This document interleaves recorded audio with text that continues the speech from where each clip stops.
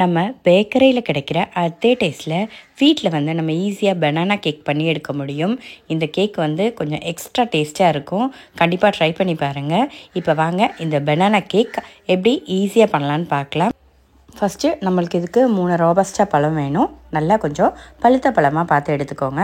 நல்லா பழுத்தாலும் ஒரு பிரச்சனையும் இல்லை, டேஸ்ட் வந்து கூட தான் இருக்கும். இப்போ இதை வந்து நம்ம இந்த மாதிரி ஸ்மாஷர் வச்சு இதை இந்த மாதிரி நல்லா ஸ்மாஷ் பண்ணி நல்லா பேஸ்ட் மாதிரி ஆக்கி எடுத்துக்கலாம். மிக்சியில் போட்டு அடிக்க வேண்டாம். இப்போ இதில் 2 முட்டை சேர்த்துக்கலாம். அடுத்ததாக நமக்கு தேவையானது 1/2 கப் அளவுக்கு ஜீனி வேணும். ஜீனி வந்து சாதாரணமாக நம்ம 1 கப் சேர்ப்போம். இந்த கேக்குக்கு 1/2 கப் போதும். ஏன்னா நம்மளுக்கு ஏற்கனவே பழத்தில் வந்து கொஞ்சம் ஸ்வீட்னஸ் இருக்குது. அடுத்ததாக 1/4 கப்பில் 1 கப் அளவுக்கு பட்டரை உருக்கி சேர்த்துக்கலாம்.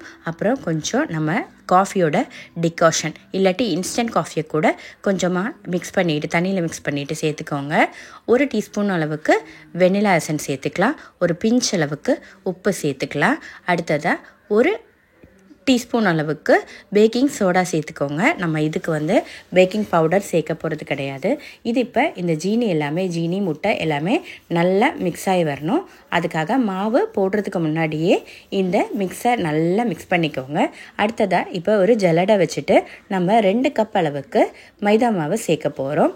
மைதா மாவுலையும் செய்யலாம், இல்லாட்டி உங்களுக்கு வீட்டு கோதுமை மாவுலையுமே செய்யலாம். இதை இப்போ நல்லா சலிச்சு எடுத்துக்கலாம். இது வந்து நம்ம மைதா மாவு, கோதுமை மாவு, ராகி மாவு இந்த 3 மாவுலையுமே நம்ம வந்து இந்த கேக் வந்து பண்ணி எடுக்க முடியும். கொஞ்சம் ஹெல்த்தியாக பண்ணணுன்னு நினச்சா கண்டிப்பாக நீங்கள் வந்து ராகி மாவுலையும் கோதுமை மாவுலையும் பண்ணிக்கலாம். இப்போ வந்து மாவை வந்து நல்லா மிக்ஸ் பண்ணி விட்டுக்கலாம். இதில் வந்து உங்களுக்கு நம்ம சாதாரணமாக 1/2 கப் அளவுக்கு தண்ணி எடுத்து மிக்ஸ் பண்ணுவோம். இந்த பேட்டரே நம்மளுக்கு இருக்குது. நம்ம அந்த வாழைப்பழம்லாம் நம்ம ஸ்மாஷ் பண்ணி வச்சதே அதுவே ஒரு பேட்டர் மாதிரி இருக்குது. அதனால் உங்களுக்கு வந்து ரொம்ப தண்ணி வேண்டி வராது. ஆனாலுமே உங்களுக்கு வந்து கொஞ்சம் டைட்டாக இருந்துச்சுன்னா நீங்கள் வந்து பாலோ இல்லாட்டி கொஞ்சம் தண்ணியோ கொஞ்சம் கொஞ்சமாக சேர்த்துக்கோங்க. நான் அதுக்கு கரெக்டான அளவு சொல்லலை. ஏன்னா நம்மளுக்கு வந்து நம்ம அந்த மிக்ஸ் பண்ணுறப்போ நம்மளுக்கு சாதாரணமாக கேக் பேட்டரோட நம்மளுக்கு அந்த ஒரு கன்சிஸ்டன்சி தெரியும்ல, அந்த அளவுக்கு மட்டுமே கொஞ்சம் கொஞ்சமாக பாலோ இல்லாட்டி தண்ணியோ விட்டு மிக்ஸ் பண்ணி எடுத்துக்கோங்க. இந்த மாதிரி வரணும். இந்த மாதிரி தான் கரெக்டான பருவம். இப்போ வந்து பேட்டர் ரெடி ஆயிருச்சு. அடுத்ததாக நம்ம எந்த கேக் டின்னோ இல்லாட்டி பாத்திரமோ எதுனாலும் எடுத்துக்கலாம். அதில் வந்து எந்த பாத்திரம் எடுக்கிறீங்களோ அதில் வந்து கொஞ்சம் பட்டர் இல்லாட்டி நெய் போட்டு சைடில் ஃபுல்லாக க்ரீஸ் பண்ணிக்கோங்க. பட்டர் பேப்பர் இருந்துச்சுன்னா அடியில் போட்டுக்கோங்க, இல்லாட்டி பரவாயில்ல. கொஞ்சம் தாராளமாகவே பட்டர் வந்து போட்டு க்ரீஸ் பண்ணி எடுத்துக்கோங்க. அப்போ வந்து உங்களுக்கு எடுக்கிறப்ப ஈஸியாக வரும். ஒரு 4-5 தடவை இந்த மாதிரி டேப் பண்ணிக்கலாம். ஒரு இது வச்சுட்டு இந்த மாதிரி ஒரு லைன் மாதிரி போட்டு விடுங்க.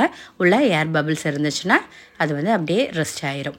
இப்போ கொஞ்சமாக ப்ரௌன் சுகர் மேலே அப்படியே ஸ்ப்ரிங்கிள் பண்ணி விட்டாச்சு. இது வந்து ஆப்ஷனல் தான், வேணும்னா போட்டுக்கலாம். உங்களுக்கு வந்து குழந்தைங்க இருந்தாங்கன்னா சாக்கோ சிப்போ அந்த மாதிரி ஏதாச்சும் இல்லை நட்ஸோ ஏதாச்சும் போட்டுக்கலாம், நம்ம இஷ்டம் தான் அதெல்லாம்.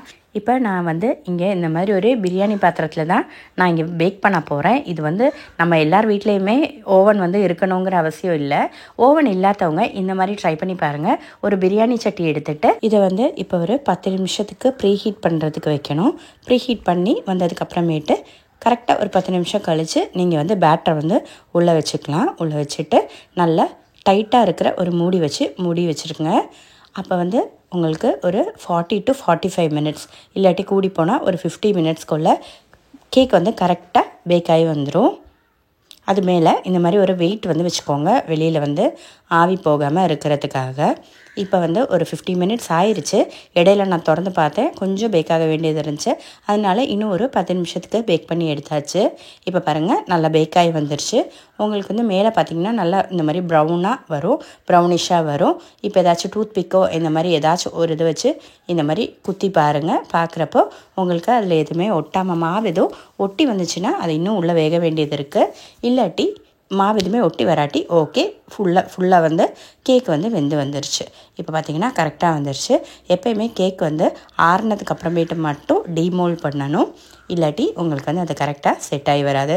கட் பண்ணுறப்போ வந்து உங்களுக்கு கரெக்டாக வராது. இப்போ நம்ம இதை கட் பண்ணி எடுத்துக்கலாம். நல்லா கொஞ்சம் ஷார்ப்பாக இருக்கிற ஒரு கத்தியாக பார்த்து எடுத்து இந்த மாதிரி கட் பண்ணி எடுத்துக்கலாம். இப்போ பார்த்திங்கன்னா சூப்பராக வந்துருச்சு கேக்கு. இந்த கேக் பார்த்திங்கன்னா உள்ளே சாஃப்டாகவும் வெளியில் வந்து கொஞ்சம் நல்லா க்ரன்ச்சியாகவும் இருக்கிற ஒரு கேக் இது வந்து நம்ம ஒரு 3 to 4 days வரை வச்சு யூஸ் பண்ணிக்கலாம். நம்ம ஸ்கூல் லஞ்ச் பாக்ஸ்க்கெலாம் கொடுத்து விடுறதுக்கு கொஞ்சம் ஹெல்ப்ஃபுல்லாக இருக்கும். ஃபுல்லாகவே நம்ம இந்த மாதிரி பீஸாக ஆக்கி நம்ம எடுத்து வச்சுக்கலாம். இப்போ அவ்வளோதான், நம்ம பனானா கேக் ரெடி ஆயிடுச்சு. கண்டிப்பாக எல்லோரும் ட்ரை பண்ணி பாருங்கள். வீடியோ எல்லாருக்கும் யூஸ்ஃபுல்லாக இருக்கும்னு நினைக்கிறேன். வீடியோ பிடிச்சிருந்துச்சுன்னா லைக் பண்ணவும் சப்ஸ்கிரைப் பண்ணவும் மறந்துடாதீங்க. தேங்க்ஸ்.